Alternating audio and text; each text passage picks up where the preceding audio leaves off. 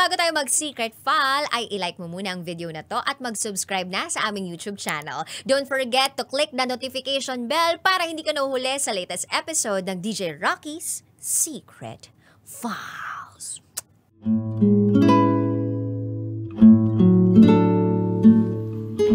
And now, it's time for DJ Rocky's Secret Files with Jello.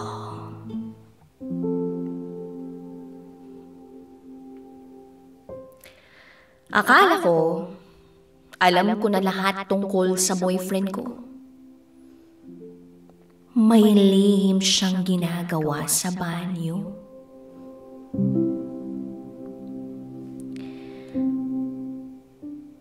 Hi DJ Rocky at DJ Jello. Sana mapansin nyo ang storya kong ito. Dahil gusto kong humingi ng payo. Itago nyo na lang ako sa pangalang Kat. And this is my secret file. Matagal na po kami ng boyfriend ko. Almost 4 years na. Sa tagal naming magkarelasyon, masasabi kong kilalang kilala ko na siya. Yung bang pakiramdam ko wala na kaming itinatago. O at least, yun lang ang pakiramdam ko. Alam ko yung passwords niya. May access ako sa cellphone niya, sa social media niya, pati sa laptop niya. Pero hindi naman ako yung klase ng girlfriend na selosa, yung tipong binubusisi ang lahat. Gusto ko lang na open kami sa isa't isa. At sa totoo lang, wala naman akong nakikitang mali sa boyfriend ko. Faithful siya, sweet, maalaga, at medyo tahimik. Pero, DJ Rocky at DJ Jello, merong isang bagay na matagal ko na talagang napapansin. Small thing lang naman, pero nakakapagtaka lang kasi. Consistent eh. Lagi kaming magkasunod maligo. Minsan nga sabay pa. Pero, hindi siya sumasabay sa akin mag-toothbrush. Pag sinasabi ko na, love, mag-toothbrush ka na, matutulog na tayo. Lagi niyang sagot, mamaya na lang. Minsan pa nga papasok siya sa banyo, tapos ilalak niya ang pinto. Akala ko, dudumi siya, pero maririnig ko na lang na nagtututbrush siya. Sa una, binaliwala ko lang eh. Naisip ko baka nahihiya lang siya kasi naririnig ko minsan na para bang naduduwal siya habang nagbabrush ng kanyang ngipin. Pero habang tumatagal, parang kinukutuban ako na may tinatago siya. Hanggang sa dumating yung gabi na nagpatunay ng hinala ko. Nung gabing yun, nasa bahay ko siya. Gabi na at tulad ng dati ako muna ang naligo. Pagkatapos ko, siya naman. Pagpasok niya sa banyo, sinara niya ang pinto at nilock.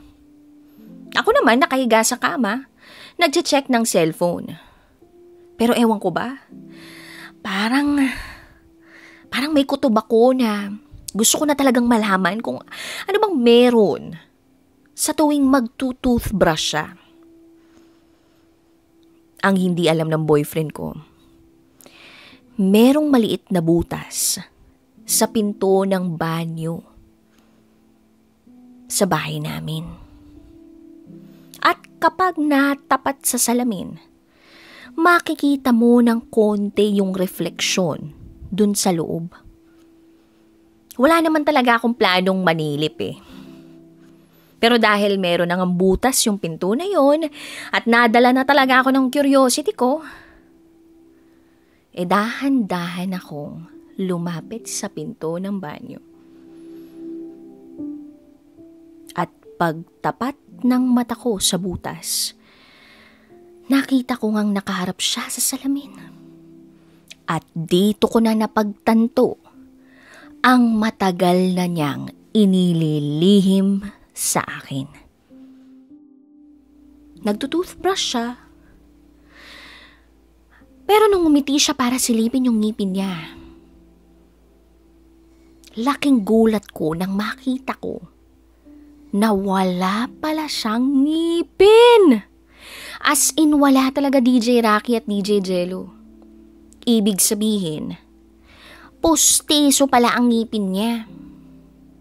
Natawa ako sa una pero hindi dahil sa gusto ko siyang asarin. Natawa ako kasi hindi ko inaasahan eh. Kumbaga napakaganda ng pagkakagawa ng pustiso na meron siya. Sobrang natural. Na para bang kahit ilang beses ko nang pinagmasdan yung mukha niya, yung ngipin niya habang nagsasalita siya, hindi ko man lang nahalata. Kaya after kong makasiguro, dahan-dahan akong bumalik sa kama, tahimik lang at hindi ko na binring up sa boyfriend ko yung nakita ko. Pero mula noon, parang hindi ko maiwasang mapaisip kung bakit niya itinatago sa akin yung bagay na yun. Nahihiya ba siya? O baka may trauma siya? Kaya ayaw niyang malaman ko? Sa totoo lang, hindi ko siya hinuhusgahan.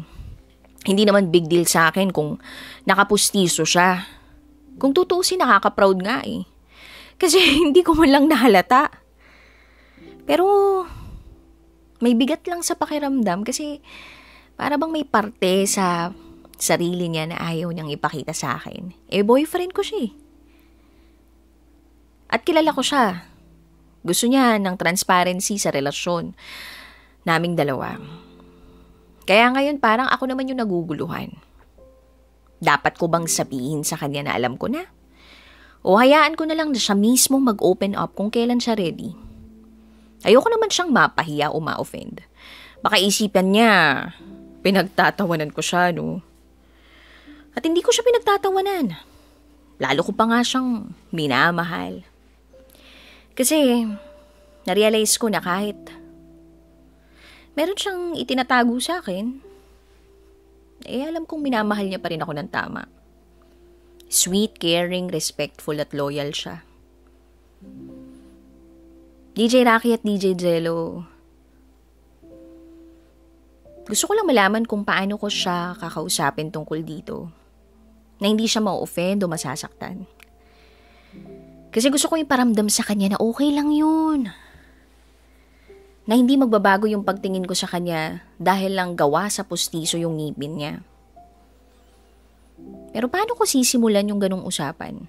Paano ko ipapakita na safe siya sa akin kahit may insecurities siya? Sana mabigyan niyo ako ng payo. Kasi mahal ko talaga siya. At ayokong may bumigat sa pagitan namin dahil lang sa isang simpleng lihim. Maaaring sa pandinig ng iba o paningin ng iba ay mababaw lang tong pinoproblema ko, pero para sa akin, this one's a big deal. Big deal in a sense na gusto kong maramdaman niyang safe siya sa akin. Na pwede niyang sabihin kahit ano sa akin. Dahil tatanggapin at tatanggapin ko siya. Kasi ganun ang tunay na nagmamahal.